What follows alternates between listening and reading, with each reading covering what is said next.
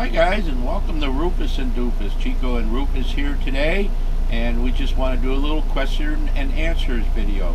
Nothing long, just something very short.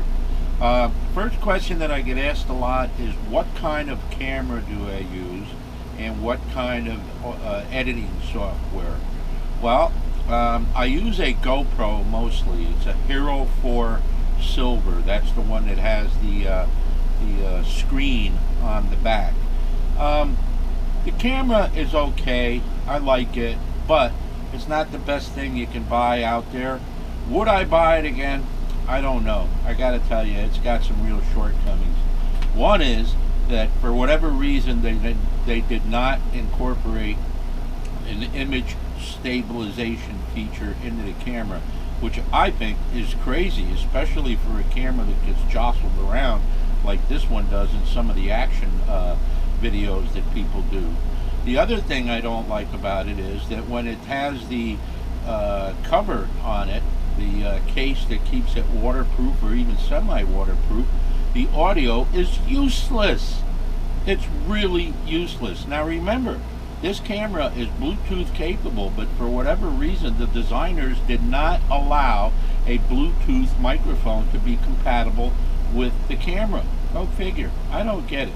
So the audio on this thing sucks. There isn't many options out there for an external microphone, and even when you get one, just expect it's going to be wired, it's going to limit your distance to the camera, all kinds of things. So right there are some pretty heavy duty negatives. If I had to do it all over again, I would get probably the Coolpix.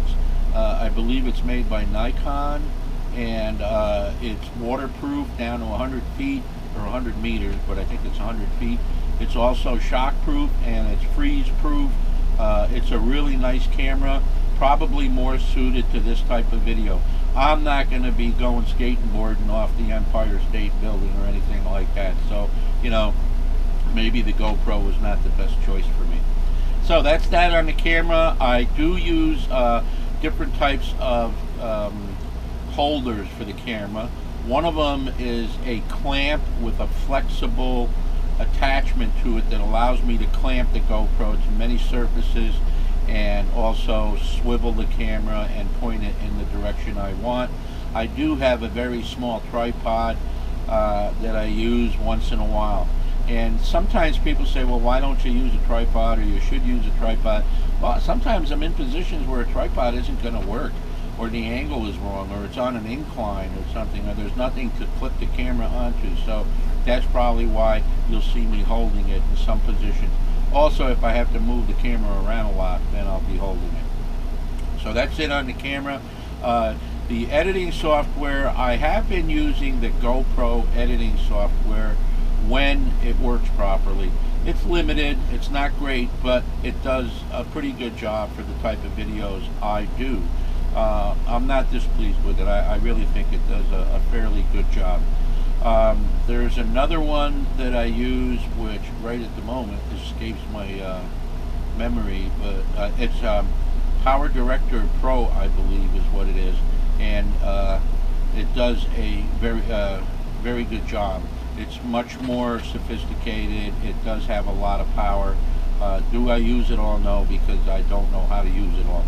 So, but I do use it once in a while for the more complicated edits, which are far and few between. So yeah, Power Director Pro. That's about it on the camera and editing software.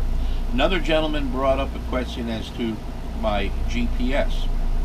The GPS I have is a little bit older. It's not brand new, but it's a Zumo 665, which at the time that I bought it was the top of the line.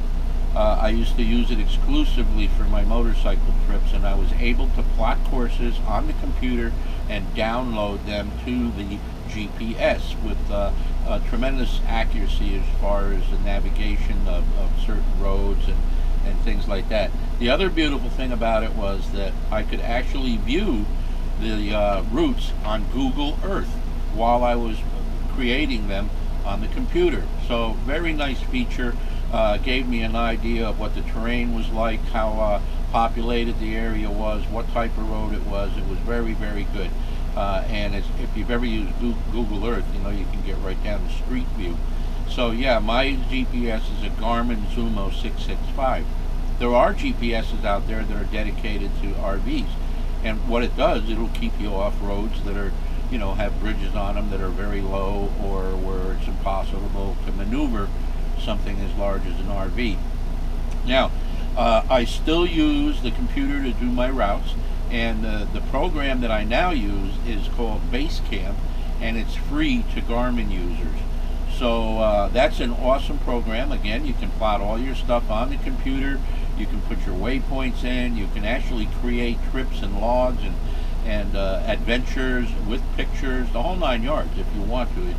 It's as powerful as you want it to be. But I use it to tell it that I'm driving an RV, and I'll plot a course or tell it I want to go from point A to point B, and it'll plot it for me. It's not as important for me to pick all these little roads as it was on a motorcycle. On a motorcycle, I really loved all the twisties, and I loved all the country roads, the ones that were sometimes one lane, because they were very scenic and beautiful on a motorcycle. But I sure don't want to be on a one-lane highway in a mountain with hairpin turns when I'm driving a 36-foot RV towing a Jeep. That would not be fun. So that hopefully answers the GPS question. And that's about it for today. Short and sweet. I have some more questions that I will be answering in the future, but I just want to keep these to a short video. All right, guys. I hope I answered those questions for you. Please give a thumbs up if you like, and don't forget to subscribe, and have a very wonderful day. Take care.